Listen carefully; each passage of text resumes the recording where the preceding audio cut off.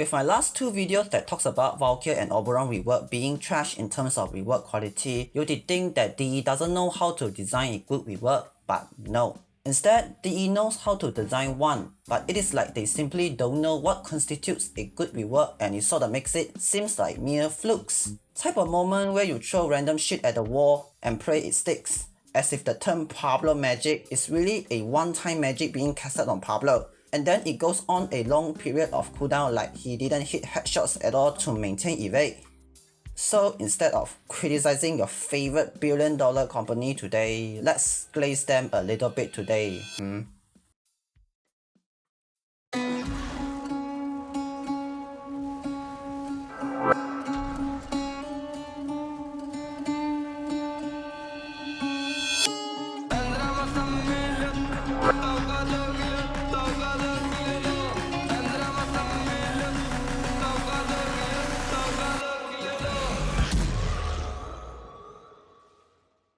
Caliban is once considered if not one of the weakest frames in the game. Some of his abilities are very weak, some in need of a QOL pass, some need more than just that. Despite all the downsides, Caliban can easily perform if you want him to. All you need is just playing into his strengths and avoid as much of his problems as you could. Until... So what does the rework brought for Caliban? First, he had a new passive on top of the current passive now, aka Tau Status Effect, which is a status chance vulnerability debuff, 10% for each Tau procs up to 100%. We are already up to a great start. Tau damage as a whole is very specific to sentience in Warframe. This addition cannot be more perfect in any Warframe other than the sentient Warframe itself, and it is implemented deeply into his kit, rather than just a gimmick that stands on its own and have no interaction with his kit. Second of all, his first ability is now bestowed with a new purpose and power. It can now proc Tau status on its own, dealing 50 Tau damage per hit for 12 times, totaling it to 600 base with a 25% status chance per hit. Each enemy hit also restores his health or shield, and with max shield, it can be overshields too. And lastly, like Virulence, this ability also replenishes 25% of the energy cost per enemy hit, allowing you to gain additional amount of energy once you hit enough enemies. His second also maintains its original identity, but no longer will it fling enemies away from you. Now enemies will stay in place, and its enemy limit count of 16 is removed in the meantime, though unfortunately, it has given a line of sight check in compensation, which is quite acceptable for its immense range of 25 meters. The cast speed is now faster, so does the wave itself as far as I have tested, which are definitely some nice changes. His third gets the most changes out of all his abilities. Instead of one type of summon, it's now 3, and you can now summon 3 at a time instead of 1 for each cast. A huge QOL improve on top of an expansion of the initial iteration. His fourth is the same as it is already a very capable ability on its own, other than making the beam itself deal Tau damage and proc its status effect and have you invulnerable while casting it. The ability is basically the same as you remember it. This is the rework quality I expect from this new dev team. Like, I didn't ask for the best rework of all time, nor I want every single aspect of the rework to be perfect with no faults. I only ask for a rework that follows what makes a rework a good rework. Changes that builds on top of a character's existing identity and make sure that concepts didn't clash with each other. That's it. The requirement is as simple as you having a score enough for you to pass, and this is what makes me sad. We all have mistakes, but it happening the second time in a row, that's incompetency showing its tails. You know what?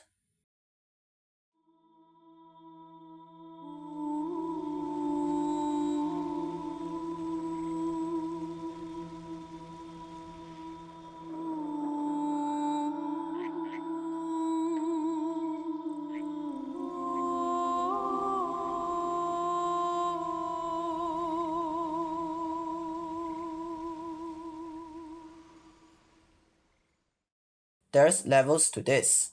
So what makes Caliban a good rework, and both Valkyr and Oberon's rework a bad rework?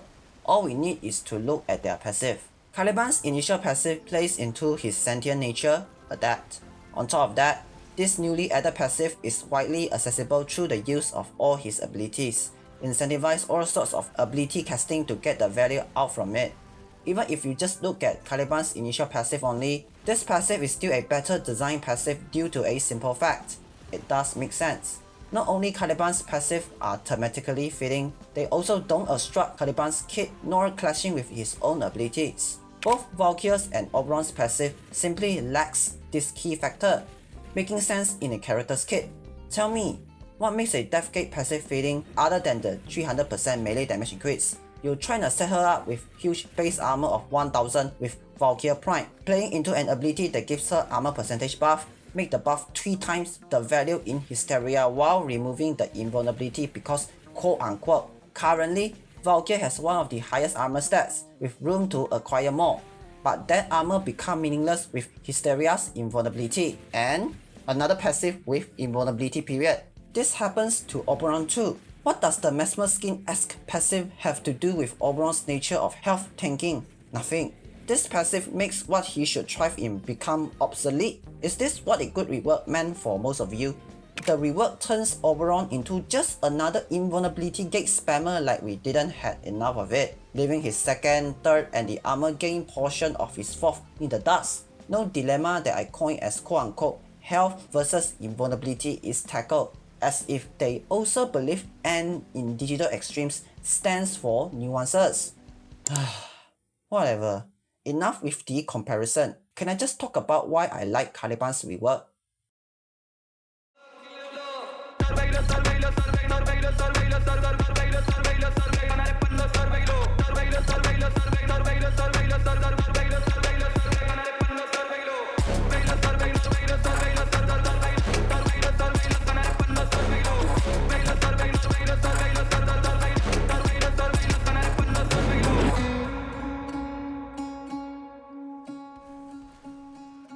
The reason that I am a fan of Caliban's rework isn't because it is perfect. In fact, this rework is still far from absolute perfection, but because of just how complete and smooth it felt.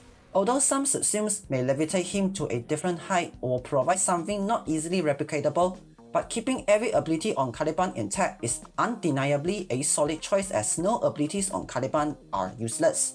They all have their own job, even for something as simple and straightforward as Sentient Wrath and Fusion Strike.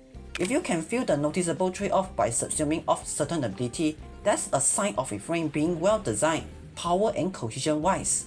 They all don't overpower each other nor they clash with each other's purpose.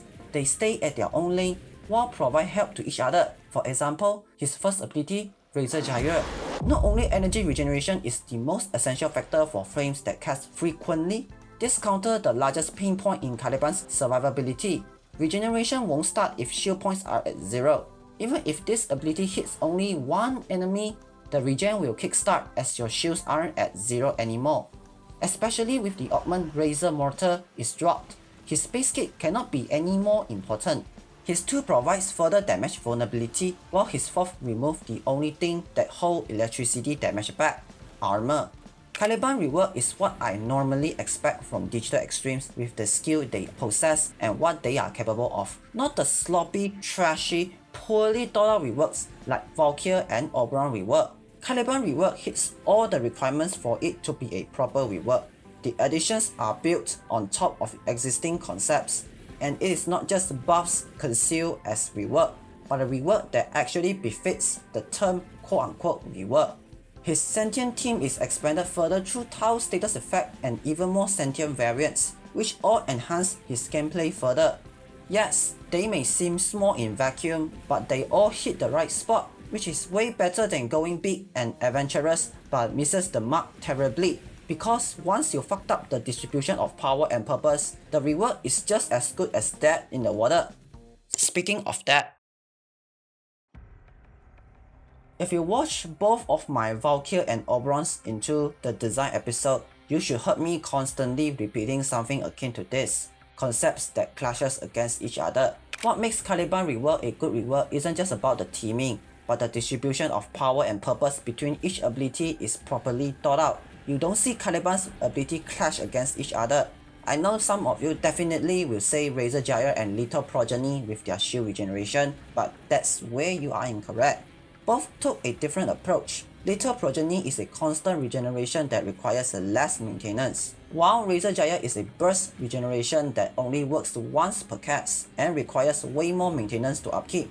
I would even say that both actually live in a harmony. Razor Gyre conceals the glaring weakness within Little Progeny, while Little Progeny do the heavy lifting for Razor Gyre because of the constant regeneration it provides. Almost as if both struck a balance like yin and yang. Like I said before, they all don't overpower each other nor they clash with each other's purpose. They stay at their own lane while provide help to each other. That's what Caliban's abilities are, and one of the reasons why I consider it as a good rework, but rated both Valkyr and Oberon Rework poorly, just because of how utterly fucked the distribution of power and purpose within both quote-unquote reworks. Both Valkyr and Oberon are the prime examples of how a passive dictates a frame's viability instead of their whole kit together. Both can live without their abilities, but cannot without their passive. Both of these bad reworks have their distribution of power and purpose utterly skewed towards their passive, leaving the rest either able to somewhat stand on their own or just outshine because there's a better method within their kit. Yet you all call this Pablo magic? But as far as I glaze the rework, there are still problems within. While the rework is well executed, it still left some rooms for further improvements. Let's talk about it, shall we?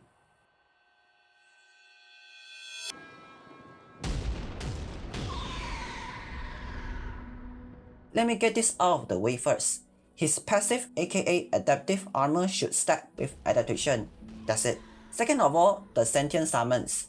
It's not like they are out of place, but more of a quote-unquote, I mostly just pick one out of the 3 in 90% of the case, and the other in 9.9% of the case. Yes, I know that Conculyst have some synergy with Fusion Strike, but other than that, it felt like it is just there. All of them provide passive shield regeneration. I will have picked Ortholyst for most of the time, and maybe Samulist for better shield regeneration and aggro pulling. But I had so little reason to pick Conculyst over any of them as the primary damage dealer like DE wanted me to. The tornado itself is really underwhelming in terms of damage, and not only that, the coverage and speed is also poor. Even though it has an empower state, it doesn't even scale with the damage multiplier like the rest. So, where's the damage from a primary damage dealer?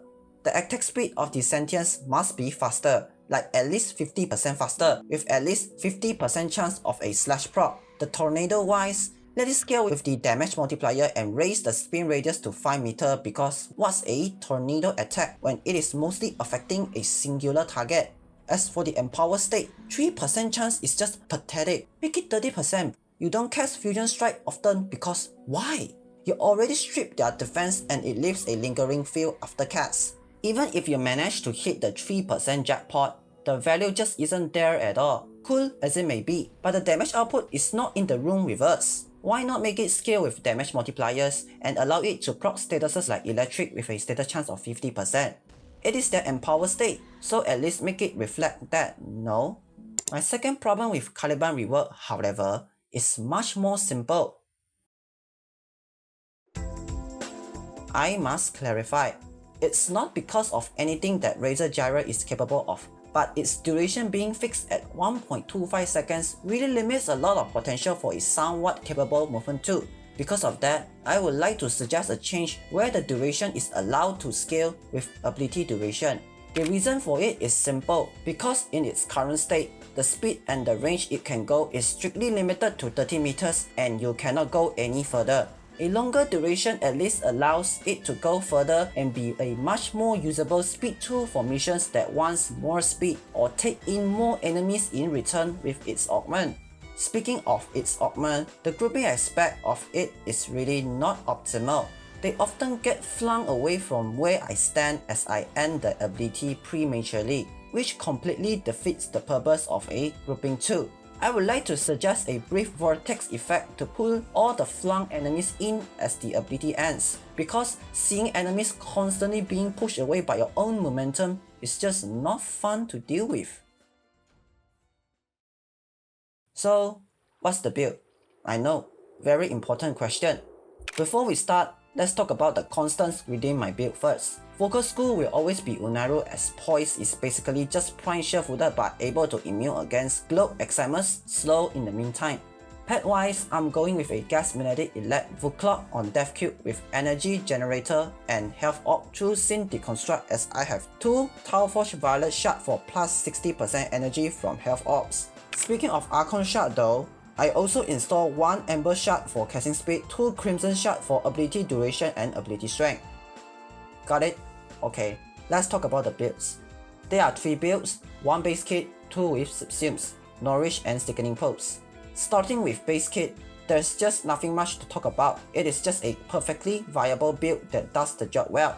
The second build however, we replace Sentient Wrath with Sickening Pulse, because of it able to insta max 10 Tau procs if I manage to even apply 1 Tau status on any enemy via Razor Gyre. This also has synergy with the Mortar as there's 10 elite procs for free. Although it doesn't account for the elemental increase, it is still a very notable increase, but since this is a weapon focused build, I'm not picking Ortoliths, but Samuliths instead for aggro pulling and higher shield regen potential.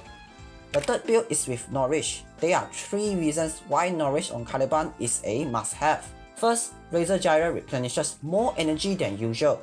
Second, his summons gets the viral damage buff from Nourish. Third, his summons can also trigger a viral pulse if they are damaged in any way, priming enemies nearby with viral procs.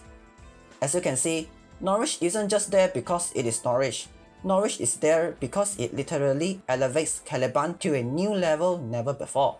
So why not?